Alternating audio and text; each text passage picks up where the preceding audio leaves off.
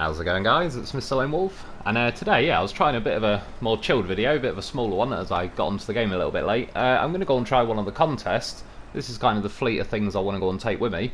I'm on Black Badger Lake, and I want to go over to kind of just past the railway station, really, to this one called Cliffhanger race. And it's pretty cool, to be honest. You basically got to like follow. It's only 3 checkpoints to go, but as you can see, it's like a big long, dodgy, like rock cliff edge sort of place you got to drive along. So I had no idea what to expect, never been there before, this was my first go. I was bringing the iceberg, a loaf and a Navistar. I mean, look at him, I'm going to cut most of the way there. But he hangs on like a goddamn professional. The Navistar couldn't handle it. Of course I had to send in the horse to save the day as usual.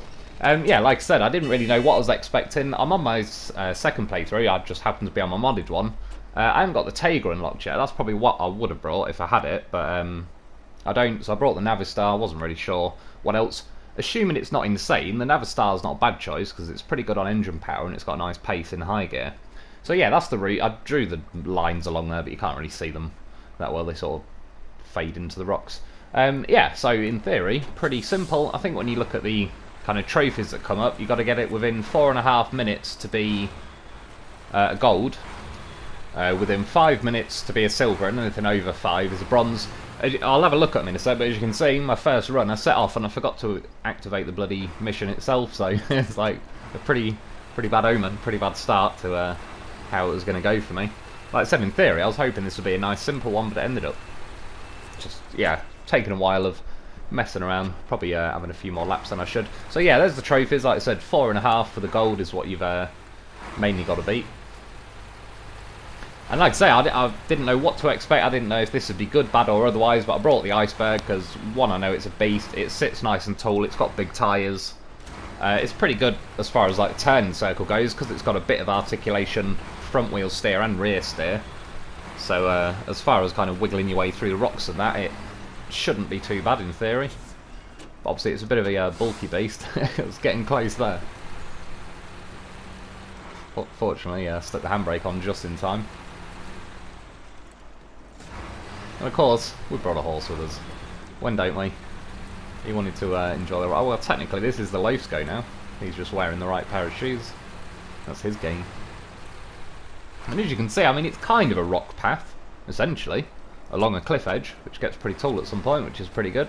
I like it, to be honest, overall. I think it's a good addition to the map. It's nice that it's kind of kept out of the way, as much as I wouldn't necessarily mind driving along this as a road. Put it this way, if this road section ran parallel to the farm swamp, I would happily take this route over the farm swamp, even if they took just as long either way. I'd rather just drive this than going slow and doing nothing at 2 miles an hour in the swamp, but they've kind of kept it out of the way. It's just there for the sakes of it, a bit of fun, a bit of a challenge. And yeah, as I said, I didn't have too many goes tonight. I kind of started on the even playing this a bit late tonight anyway, so yeah, I didn't have a whole lot of chance to try like everything out. I just, as you can see, picked a selection of vehicles and kind of went to see what I was in for. And at some point I'll definitely be revisiting this with other vehicles. Now I kind of know what the situation is. I'll start kind of thinking of different vehicles. As far as the new ones we've got, I don't think the Boar would do very well, because it's just pretty massive, a bit skiddy as well. The Paystar's a bit kind of long and rigid, that's what she said, but I believe that'll be a little bit awkward. It's also not got particularly massive tyres. The P512PF, without front wheel drive, I'm not saying it couldn't do it, particularly that it seems to have those bonus tyres. It probably would bump its way up the rocks and that, but yeah, there'll be sections where you need the power in the front wheels that are directionally applying power to the map, not just pushing from the back and hoping they kind of dig in and skid round for you. So I don't think that'll go amazingly. What did I get here? It's about 2 minutes 32, which I thought was pretty good, but I didn't know at this point, was that good, bad, terrible, amazing, world record breaking, horrific. But if it says gold within 4.5 minutes, I kind of assume that's a good start. And then I went to go with this. Not an amazing start at the beginning, I kind of hit it at a bad angle and sort of understeered off to the side. Obviously, one thing about taking good old Stevie Wonder is it increases the difficulty even more, because you can't even bloody see where you're going. Look at him, he's taken some kind of plant with him as well. See for good luck. I mean, knowing what I know now, This Navistar still isn't bad, as you can see. I've got it in high gear, and for the most part it's motoring along, but it's not got the world's best ground clearance. And I just wouldn't say it's the best shape kind of truck. I mean, you can sort of tell it's like a highway truck that's been adapted to be a bit more off-road ready, sort of built for the military. But yeah, I think something with more of a design like the Tiger, they just seem a little bit more purpose-built off-road to begin with. I mean, bigger tyres in general are going to be better. The Tatrin, it clearly walk across this with no real issues. I think the two problems with the Tatrin is, one, it's kind of slow all the time anyway, so there's going to be like a ceiling, or sorry, like a minimum time you could get anyway, like even if it was just a flat smooth road. And yeah, as well as you're bouncing around on the Tatrin, if it lifts the nose up, your steering goes, so there might be a bit of 3-point turning and stuff in there. Again, I think it'll do well, but I'm trying to think what I think so far would actually be the best on this. I mean, part of it is getting the grips on the rock like that. They are a little bit slippy in this game, really. I mean, I was thinking, I don't know, I'd have to try them. I was going to say maybe stuff like the Taz or the Warthog, because as much as I probably wouldn't pick them as a first choice, they're pretty light. You can have the custom muds, and if they can scramble the way along the rocks alright, they're probably like the Taz, for example, has got a decent amount of engine power. Yeah, you can see with the Navistar, I got as far as I could, and it flew off the side, so I was like, well, that's done. To be fair, I wasn't too bothered. If it was a truck that I thought was more suited, I probably would have just gone and rescued it and had another go, but the fact that I kind of knew that wasn't going to be putting in as good a times as this anyway. So yeah, I just quickly sort of drove back along the bottom, looped back around, and I thought I'd just have another go and see what happens. Again, I sort of know a little bit better what's going on now, the little bits I need to avoid and where I need to kind of... There's almost, at certain points, two lanes running along. I mean, the bit to my left now, it'd be a bit iffy to be up there in the first place, but you'll see you've kind of got sections where you can sort of pick and choose. There's one section a little later on that looks a lot smoother over to the left that I go for. And yeah, overall I like this kind of channel. I like the cliffs that are on Lake Cov. They were kind of a small little taster. Was it Imandra had... Yeah, I think it was Imandra. That had like a longer cliff edge, which was pretty narrow, had like a waterfall kind of thing in the middle that made it kink round a little bit, so that was definitely a bit of a challenge. This one, I mean, if you were just going slow, it wouldn't be ridiculously hard, but the fact that it's against a clock is pretty fun, and it kind of... Yeah, now you got to make that choice. You drop the hammer, and it becomes a bit dangerous. There's to the left where I prefer going. And if you look straight ahead, it leans over a bit, and I don't know if this would tip. Probably not, I don't think, but nonetheless, this way looks a lot safer. Yeah, like I say, because it's essentially against the clock, it's kind of encourages you to go as fast as you can, but obviously, you know, the faster you go, the more you push and you look, you get a dodgy bounce on a rock or something, and you can go. See, at this point, I've started already battering my engine about. I think this is like the second or third run I've done with this, so it's taken a few hits each time. I mean, the main thing to do in that, you don't want trucks that roll, so unless the ANK is seriously good with those custom muds, that would be a bit risky. The Tiger would be good with the custom muds. The White Western Star might not be bad. That's very good for not tipping, as long as it's got enough power to and wheel size to climb its way up. Yeah, I believe I got about 208 then.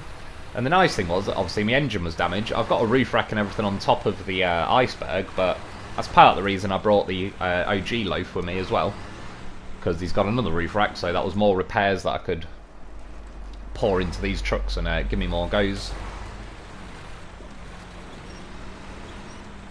Yeah, I mean, trucks, the Dolphin, in theory, it'd be good. The only thing I don't know, I'd have to try, is like the Dolphin can catch its nose every now and then. I mean, again, Bruce would be a similar issue. There's one particular bit in this course run that you kind of go down almost into a V, and it's like there's a bit of rock missing at the bottom, so you'll, yeah, it's a bit of a nightmare for chins. Climbing up there, though, not many trucks, I think, could climb it. It's like a little shortcut. You can loop round the long way. And yeah, of course, I was bound to. I'm sending the goddamn horse over vehicle.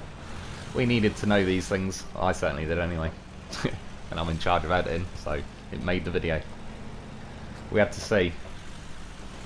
And you can see at the minute I've already got a damaged engine just from like towing it back. Getting a little bit throttle happy on my way back. But yeah, you'll see why later it would have been nice to have a little bit more engine health. And I mean, I admit, by the time I'd done a few runs of this, I wasn't expecting the Loaf to post a time like as quick as the Iceberg. Bear in mind, the Iceberg is quite possibly the best, meatiest truck out of even the mods, so that was always going to nail a good timing. Yeah, as far as vanilla trucks though, I'd say they're probably going to be hitting nearer like 3 minutes or something. And again, I'm just trying to think what sort of things I'd like to take back for another run next time. I mean, I assume all the Vorons will be pretty good, to be fair. The Voron AE should be good, it's just got really slow steering that I don't like. It won't be as amazing for like quick corrections on the fly as you're sort of bouncing around. Obviously, yeah, stuff like the twin steer, I mean, you can try it. In theory, if you could get it aiming in the right direction, it'd be pretty good, because it's got pretty tall tyres and it's got a hell of a lot of power. And yeah, I mean, it's not beyond the realm of possibility. It's not like a completely tight, twisty, snaky section, but you'd certainly have to hit them at the right angles so you can kind of sweep round little bits like this. But yeah, going with a horse, I mean, I've said it before, and I'll say it again, I can get my Loaf everywhere, so I was determined to see if I could get him across the line. And like I say, this was my first go, so there was a few little bits like that where they held me back for a little bit. I'll I can't resist having more goes with my goddamn horse. All things considered though, what are we on? Just gone past, just go over 2 minutes. I think this might be the bit. Yeah, when you look at it from the side, if I put the camera around that way, yeah, it sort of sits into a dip. I mean, as far as the Loaf goes, because it's a pretty small vehicle, it's really not good for him, but again, he made it. He's a beast. MVP.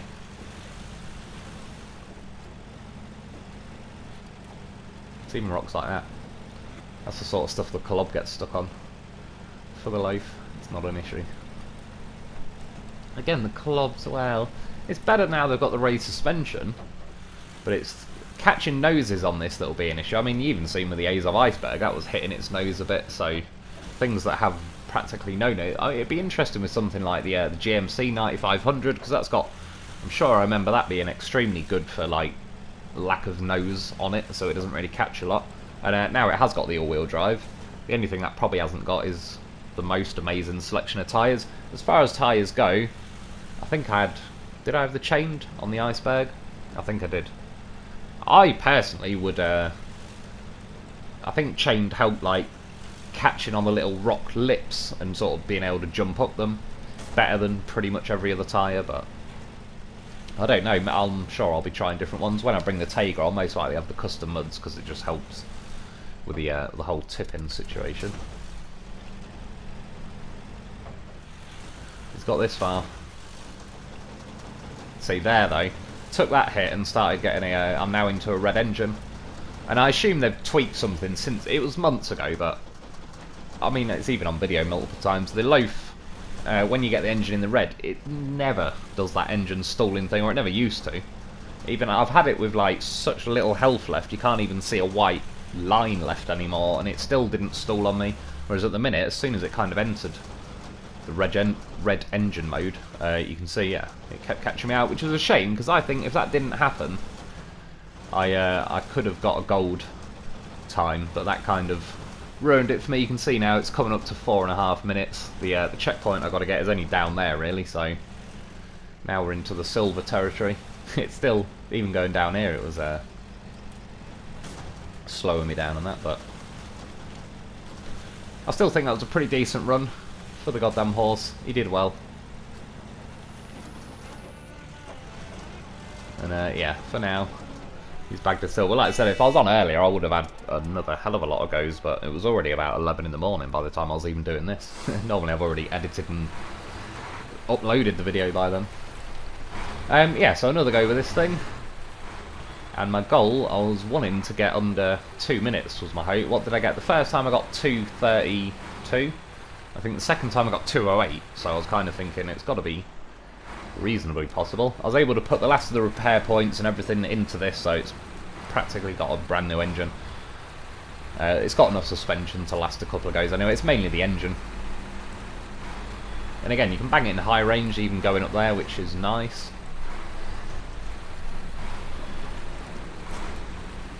See, it's weird, that hit that I took 25 damage there didn't even look or sound like it did anything. And then I smashed it down like a second after that, and that didn't do any damage. It got a bit drift happy there. I remember that happening on a late cog where it swung the back end round. But it was better than flying off the cliff backwards and being game over. One thing I might possibly recommend to you, because it takes a little while to get your vehicles down here and everything, before you set off on the run, maybe, well, it's up to you, do it at your own risk, whatever, but wait for the saving cogs to appear, and then do your run, and then if you crash, you can pretty much, whether you save the footage or not, but turn the game off and back on, and it will kind of load up to when you're ready to start the run again. Just because, yeah, if you flip now, you're going to have to recover everything. It could take you like 10-20 minutes just to get back here to have another go, and then you might flip a minute after that. So, yeah, the old turning it off and on thing. So I'm getting more used to it. I've seen there where my little left track is. I kind of jump back down now because, I don't know, it goes alright. You could go all the way down here and jump it off there, but that's the little route I've picked. And I suppose you've got to find a balance. You can see I'm pretty much dropping the hammer and trying to rag it as fast as I can, but then in certain situations when you smash your bumper and it slows you down, that obviously doesn't help. Then coming off here, I was so close to getting under 2 minutes. Did an endo, then we got a stalling sign. And we nearly deleted myself, then I hit it again. I was like, oh my god, it's gone completely disastrous. So we're almost on for a 2-minute, and then I got a 2:08. And yeah, the engine, I've used all my repair points now, but I was like, well, there's about half left. So in theory, I've got one more go. And we'll see. Can we make it under 2 minutes? Obviously, a bit worrying at the minute, because even though I've got half my engine health left, when that goes into the red, it might start doing the whole stalling thing. There's enough suspension, the gearbox is fine, the fuel tank's fine. I don't know if any wheels are about to die, but they didn't. So that was nice. So yeah, you've got to kind of find the balance between dropping the hammer and bits where you know you're going to smash your throttle, smash your chin, just kind of slow down a little bit, let it take the bump a bit more fluently, and then, yeah, floor it again. I mean, because I'm in high at the minute as well, I'm kind of trying to feather the throttle, but keep enough revs going so it doesn't stall out of high.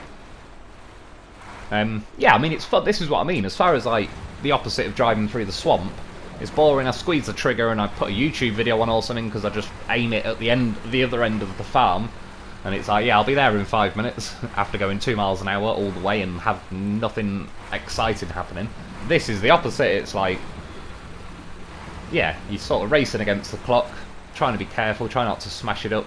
You got a cliff over to your right, you got rocks that could throw you over there, you try not to roll, skid off, all sorts. It's just engaging, keeping me entertained, keeping me paying attention. Like I said, trying to play with the throttle, keep that at the right sort of pace so it doesn't stall.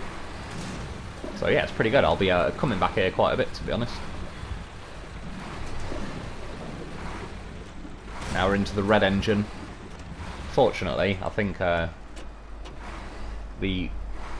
CRF 450 Fox Rider dude has made it, so yeah, it's a bit of a beast. It's a monster, and we get it in, was it 1:47 I believe I got. So yeah, pretty happy with that time. I reckon I could shave a little bit more off, that's what she said. But yeah, I mean, I'm pretty happy with that for now. So yeah, that's about it. Give it a go. I hope you enjoyed, I hope that helps. Thanks for watching, thanks to my Patreon members, and I'll be back soon. I mean, look at him, he just never stops having a good time. Doing a handstand because he's happy with the time he posted. Obviously that was his time. He put the right shoes on. Iceberg shoes for the win. Yeah, that's about it.